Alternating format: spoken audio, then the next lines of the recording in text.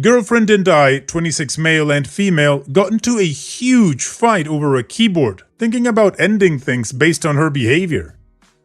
So, my girlfriend and I, both 26, got in a fight about this 2 nights ago, and she's still making it seem like I'm being an a-hole. We've been dating for around 4.5 months. My girlfriend has a 6-year-old laptop that has seen better days. As it stands right now, among other issues, her keyboard totally doesn't work. Because of this, she always uses a small Bluetooth keyboard with her laptop, and she recently texted me saying that her wireless keyboard had stopped working as well.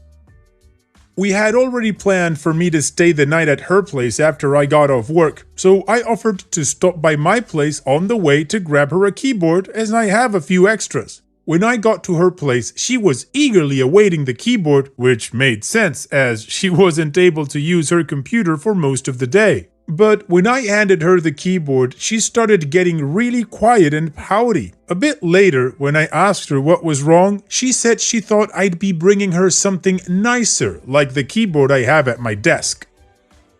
The thing is, I have a really nice keyboard at my desk. I'm a programmer, and I love this keyboard so much that I also bring it to work with me. I even have specific macro profiles for it that definitely improve my workflow. For context, I had an extra Amazon Basics keyboard, around $15, lying around, still brand new in the box. And my personal keyboard, which I've had for years, is some variant of the Razer Black Widow, around $120.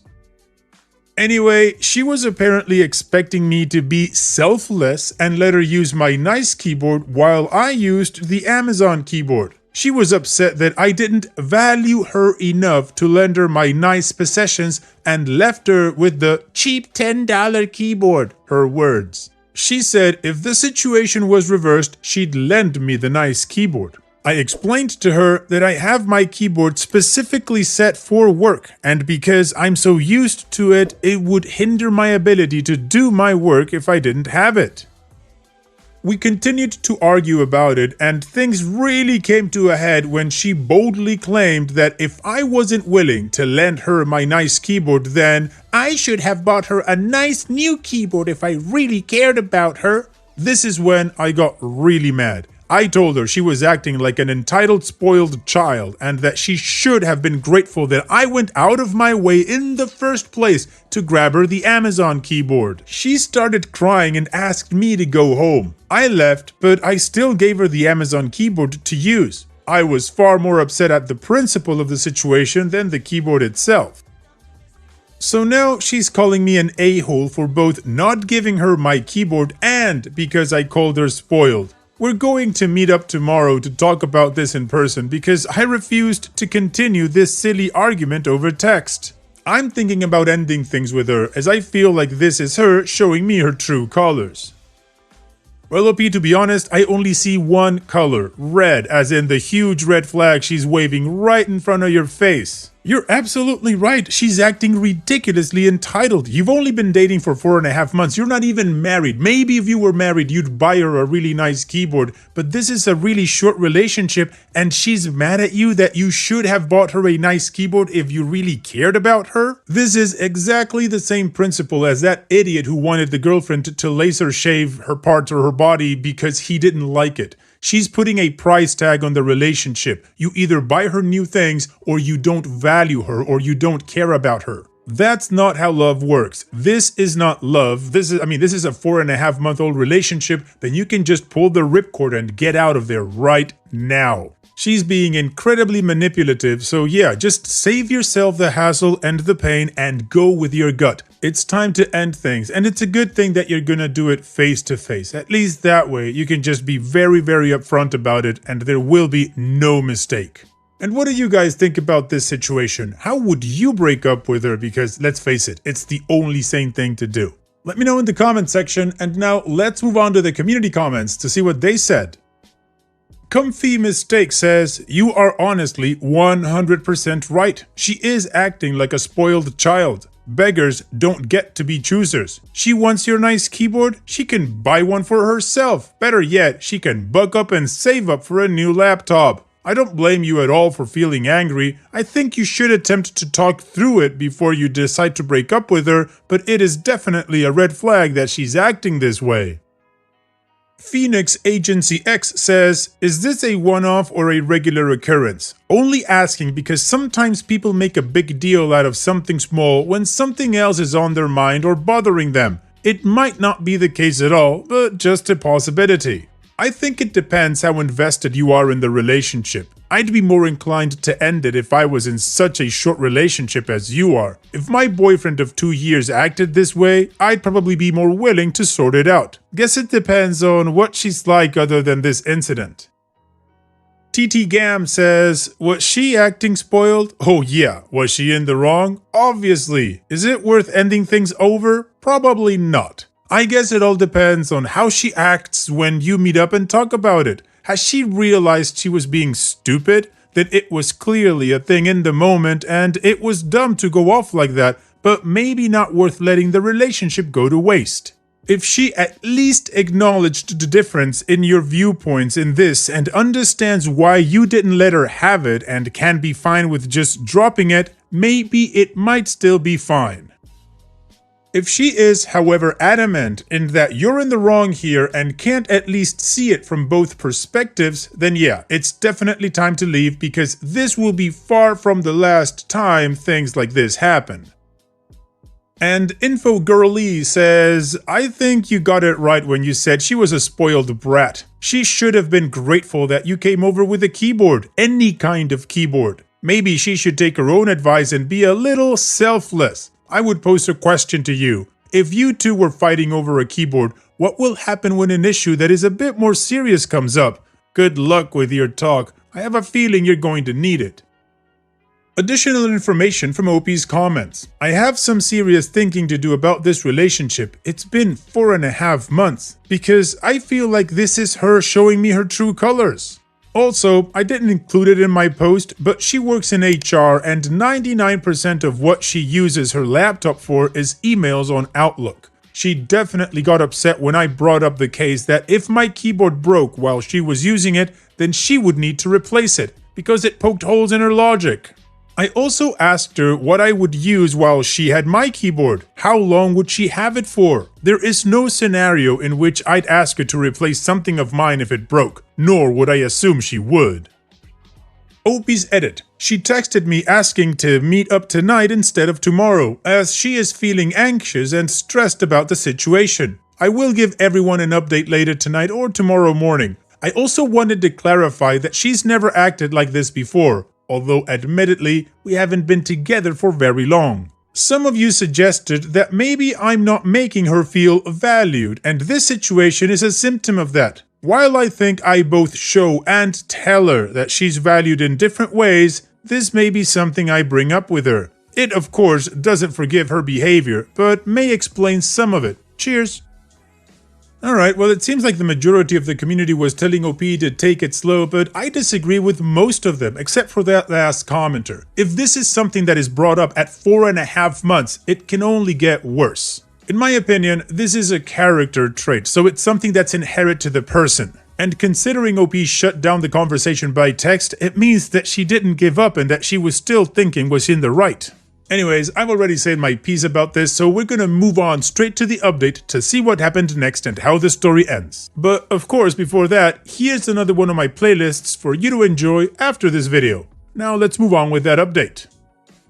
We met earlier tonight and sat down to talk. I was somewhat prepared to end things with her, so I suggested we meet at her place so that I could bail if things went south. And they did. Now, even though I thought I made my post as anonymous as possible, one of my girlfriend's co-workers figured out who the post was about. Girlfriend's age, working in HR, which I mentioned in a comment, same computer problems, dating a programmer, etc. and sent it to my girlfriend.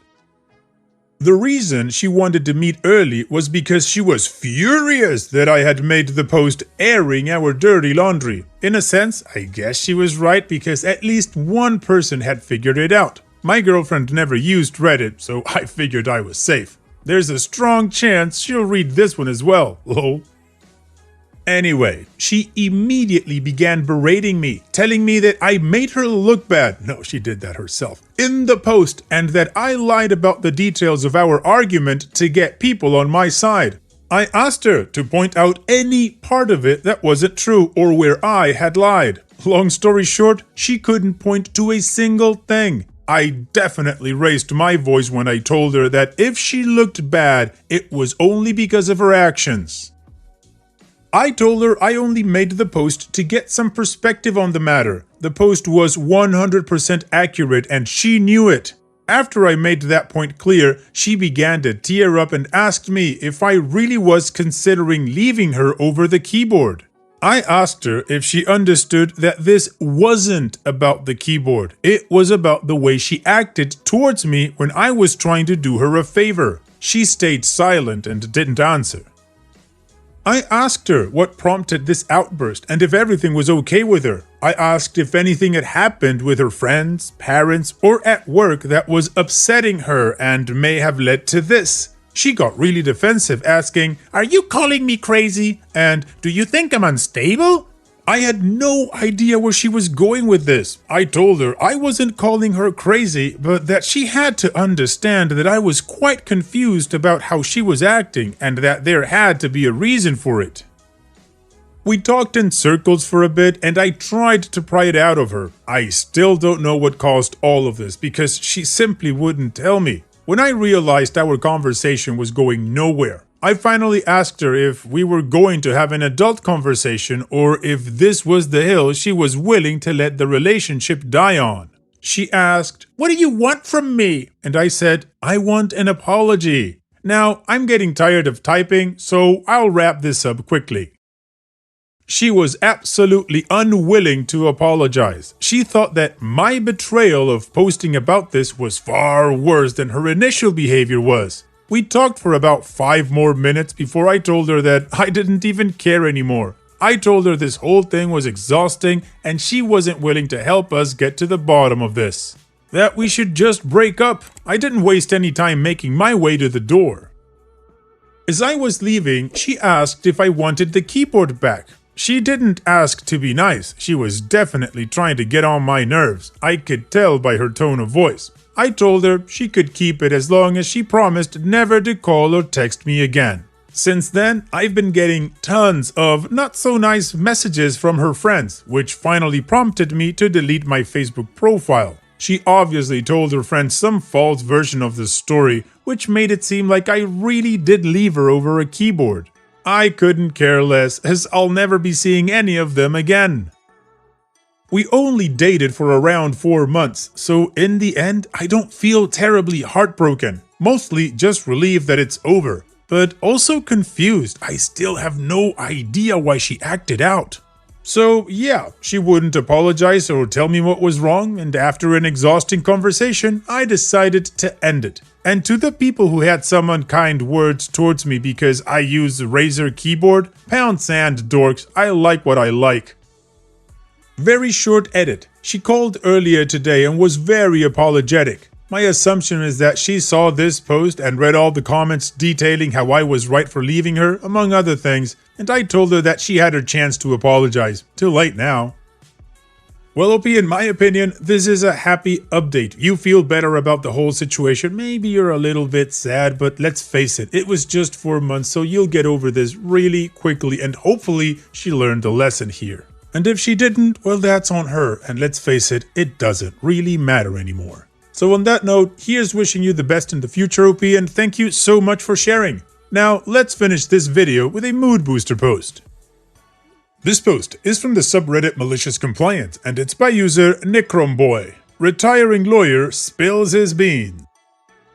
This is all from memory based on the ramblings of a drunk retiring lawyer about 30 years ago. So, I started work in the 90s on the shop floor of a pipe-making factory, but made a few friends in the office. So one year at our end-of-year breakup party, I overheard a story from the corporate lawyer who was retiring on the same day. Someone asked what his most memorable case was. This guy was gray. Gray hair, gray skin, gray clothing, gray manners, nothing distinctive about him at all. In fact, at the annual company party known for drinking, this guy was always sober, but not that night. He was a contracts lawyer, never tried a case, and just proved contracts all day, as far as I know. He's probably dead by now, along with most people in this story, but no company names, as those entities live forever. So we made pipe, plastic pipe, water supply, sewer, electrical, and telecommunications duct. We were the second biggest in the market and would swap contracts with the biggest manufacturer as we both bid on supplying the big players in the market. In our jurisdiction, we had a government communications department, which got sold off and became Big Telco, along with deregulation of the sector. We supplied green ducting for telecommunications to Big Telco, lost the contract to the competition, gained it back, etc., and life went on. One day, a new international company entered our market and started undercutting Big Telco. Let's call them OK Telco. So as things go, we lost the Big Telco contract but picked up the OK Telco contract, which was bigger as they had to establish an entire network from scratch. Yay us! This is where Mr. Gray enters the story. He was a contracts lawyer, not a criminal law or other specialty, but a contract. He gets a please attend meeting from the Big Telco along with a select few from our company, probably about the upcoming renegotiating of contracts. When Mr. Gray walks into the room with his boss, there, sitting across the boardroom table, are Mr. Big Crap and several $5 a word flesh-eating attack lawyers. They ambush them with an injunction about using this green, you know, the standard telecommunications green for OK Telco pipes, and are ready to take them for everything, including the pension fund, for daring to supply the competition. They had a strict contract on the table, which had to be signed then and there, or another $5 a word flesh-eating attack lawyer standing by at the courthouse would have a judge sign an injunction against making any pipe at all until the case was settled. Probably an empty threat, but even a 2-week break in production could kill our company while lawyers cleared it with a judge to let us make other types of pipe. Mr. Gray looked over the contract and told the boss to sign, as they could tie us up in knots due to their huge size and budget. While the contract just made it clear that this green was the exclusive property of Big Telco and we could only make it for Big Telco. We folded like a shirt and signed. Life went on with us making OK Telco that green pipe. A few months later, Mr. Gray went to a 20-year reunion from his law school. Guess who was there? Mr. Big Crap is telling everyone about how great a lawyer he is and how he can push around anyone due to how great he is, and definitely not due to his huge budget and army of $5 a word flesh-eating attack lawyers. Mr. Gray is pissed. Mr. Gray bides his time and pores over the contract. A few years later, Big Telco had to have a name change due to how much bad press they had from shifty service and practices, and as a way to avoid debts under the old name. They changed everything. Storefronts, letterheads, everything. They are now New Old Telco. Contracts come and go. The other big pipe company gets the contract from New Old Telco to make pipe. Mr. Gray strikes. Other pipe companies and New Old Telco get served with cease and desist orders about making and using green pipe. Big Crap lawyer is puzzled and angry that this has happened and calls Mr. Gray. Mr. Gray arranges a meeting and then hangs up on Big Crap mid-threat. Big Crap turns up with his $5 a word flesh-eating attack lawyers to see just Mr. Gray in the boardroom. No ambush, no backup, just him. Mr. Gray lets him vent his spleen about how they're going to gut the company and Mr. Gray will never work in law again. Then Mr. Gray takes out a packet of papers and a highlighter, makes a few strokes and pushes it to the closest $5 a word flesh-eating attack lawyer. They read what he had highlighted and screwed up their face.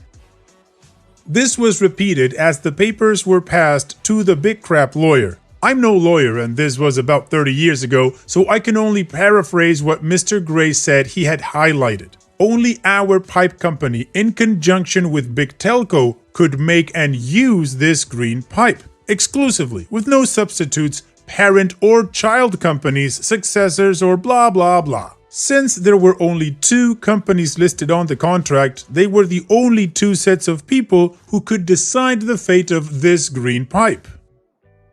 Big Crap said that they could claim ownership of the pipe since they were, in effect, just a rebranded Big Telco. Mr. Gray pointed out that that admission would cause all their avoided debts to come home with interests, along with an admission of guilt in trying to pervert the course of justice. Big Crap then claimed that they inherited the ownership. Mr. Gray cut him off with no child company clause. Big Crap went on for a while, being blocked by Mr. Gray at every turn. In the end, even his $5 a word flesh-eating attack lawyers were jumping in to shut him down because he was exposing them to risks greater than any of them were willing to be a part of, especially since they had made the contract as airtight as they could to screw us. As they were leaving, Mr. Gray said 2 things. This was an unfair fight. All of you versus me. Next time, bring more and smarter lawyers, and since we now effectively control this green, here's a document making the color public domain. We don't want to screw the other pipe company. It's not their fault they have idiots for customers. Oh, that was beautiful, OP. Thank you so much for sharing.